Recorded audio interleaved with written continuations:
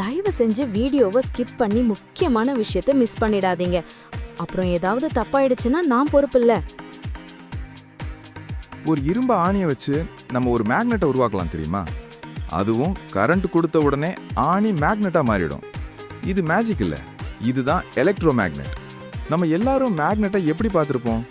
Fridge magnet, magnetic compass, அப்புறம் டாய் magnet.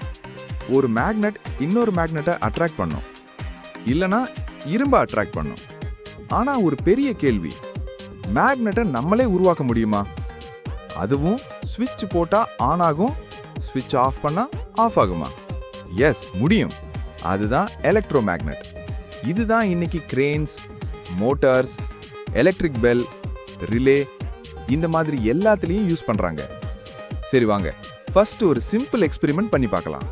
இந்த experiment செய்ய நமக்கு 3 பொருள் வேணும். ஒரு இரும்பு ஆணி, காப்பர் வயர், ஒரு பேட்டரி. ஃபர்ஸ்ட் காப்பர் வயரை இந்த ஆணி மேல ஃபுல்லா சுத்தி வைக்கணும். எவ்வளவு அதிகமா சுத்தி வச்சுக்கிறோமோ அவ்வளவு நல்லது. இப்போ இந்த 2 வயர் ரெண்டும் ஃப்ரீயா இருக்கும். அதை பேட்டரியோட கனெக்ட் பண்ணலாம்.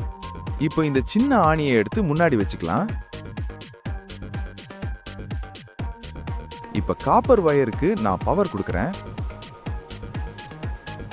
என்ன ஸ்பார்க் சவுண்ட் மட்டும்தான் வருது. இந்த சின்ன ஆணி ஒட்டவே மாட்டுது. ஐயோ அக்கா, இங்க பாரு, எலக்ட்ரோ மேக்னெட் ஒர்க் ஆக மாட்டுது. வீடியோ வேற ஆன்ல இருக்கு. இருவர சரி, எந்த காப்பர் வயர் யூஸ் பண்ண சொல்லு. இதோ இந்த வயர் தான். சும்மா யூடியூபை பார்த்துட்டு பிளைண்டா ட்ரை பண்ணா இப்படிதான் ஆகும். சரி, இத பாரு.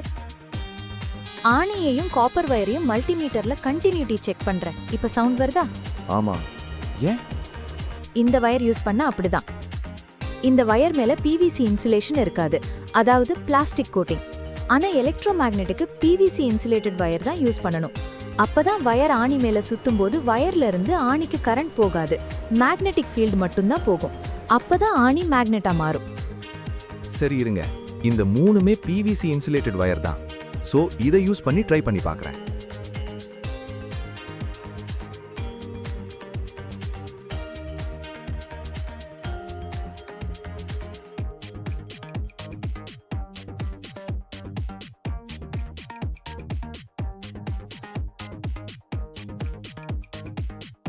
ஆமா அக்கா, இப்ப அட்ராக்ட் பண்ணுது.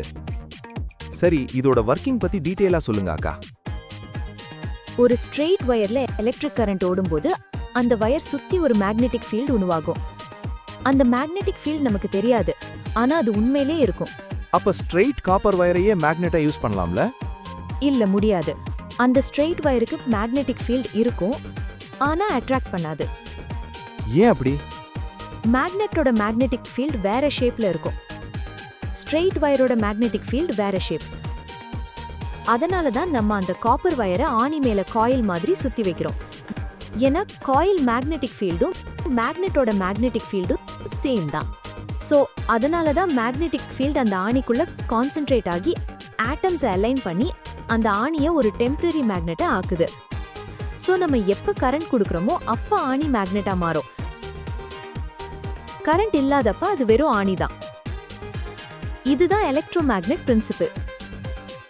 இதுல இன்னும் நம்ம எலக்ட்ரோ மேக்னெட்க்கு அதோட மேக்னெட்டிக் ஃபீல்ட் ஸ்ட்ரென்த்தை கூட இன்க்ரீஸ் பண்ணலாம். அது எப்படி அக்கா? 3 simple method. First, wire turns அதிகமா சுத்தினா மேக்னெட்டிக் ஃபீல்ட் இன்க்ரீஸ் ஆகும்.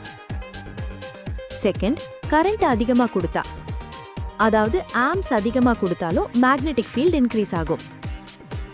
தேர்ட், நல்ல iron core, soft iron core use பண்ணா மேக்னெட் ஃபீல்ட் இன்க்ரீஸ் ஆகும்.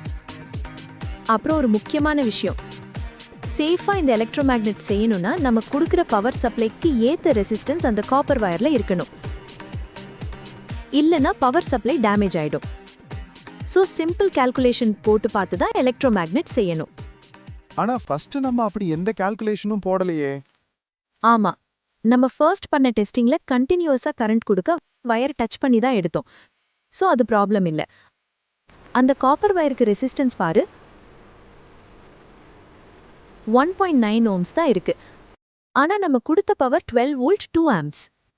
So ohms law ரூல் படி V = IR. ஸோ நமக்கு இங்க ரெசிஸ்டன்ஸ் தெரிஞ்சுக்கணும். So R equal to V by I. V voltage 12 volt, I current 2 amps. 12 volt divided by 2 amps போட்டிங்கன்னா 6 ohms வரும். So அப்போ copper வயரில் resistance 6 ohms இருக்கணும். ஆனால் 1.9 ஓம்ஸ் தான் ரெசிஸ்டன்ஸ் இருக்கு. அப்ப டச் பண்ணி தான் எடுத்தோம்னா சேஃபா? எஸ், டெஸ்டிங்க்கு சேஃப் தான். ஆனால் கரெக்ட் ரெசிஸ்டன்ஸ் வயர் யூஸ் பண்ணாத கண்டினியூஸாக கொடுக்கணும். சரி, இப்ப ரெசிஸ்டன்ஸை எப்படி அதிகமாக்குறது? ஒன்று நம்பர் ஆஃப் டர்ன்ஸ் இன்க்ரீஸ் பண்ண, அப்போ ஓவரால் வயர் லென்த் அதிகமாகும். ஸோ ரெசிஸ்டன்ஸும் அதிகமாகும். இல்லைனா வயர் திக்னஸ் கம்மி பண்ண, அப்பவும் ரெசிஸ்டன்ஸ் அதிகமாகும். அப்புறம் திக்னஸ் கம்மியான வயருக்கு அதிகமான கரண்ட் கொடுத்தா காப்பர் வயர் ஹீட் ஆகும். ஸோ பார்த்து பண்ணணும். ஏன் ஹீட் ஆகும்?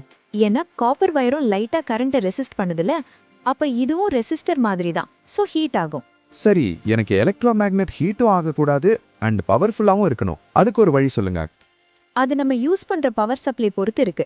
இப்போ நம்ம எக்ஸ்பெரிமெண்ட்லேயே 12 வோல்ட் 2 ஆம்ஸ்க்கு பதிலாக 3.7 வோல்ட் 2600 ஆம்ஸ் பேட்டரி யூஸ் பண்ணால் 3.7 டிவைடட் பை 2.6 ஆம்ஸ் பார்த்தா 1.42 ஓம்ஸ் ரெசிஸ்டன்ஸ் வேணும். ஆனால் நம்ம கிட்ட 1.9 ஓம்ஸ் கொஞ்சம் அதிகமாக இருக்கு. ஸோ ரொம்ப லைட்டாக தான் ஹீட் ஆகும். பட் கொஞ்சம் வயர் லென்த் கம்மி பண்ணி 1.42 கிட்ட இருந்தால் ஹீட்டும் ஆகாது, நல்ல லாங் டைம்க்கு ஒர்க் ஆகும். அப்ப பவர்ஃபுல்லா வேணும்னு கேட்டேன்ல. இரு சொல்றேன். அதுக்கு நம்ம பிஃபோரா யூஸ் பண்ண சேம் 12 வோல்ட்ஸ் 2 ஆம்ஸ் யூஸ் பண்ணி காப்பர் வயரோட திக்னஸையும் அண்ட் நம்பர் ஆஃப் டர்ன்ஸையும் அதிகமாக்க ஹீட்டும் இருக்காது, பவர்ஃபுல்லாகவும் இருக்கும். ஸோ இதை பெஸ்ட் ஸ்கூல் ப்ராஜெக்டாக கூட யூஸ் பண்ணலாம்.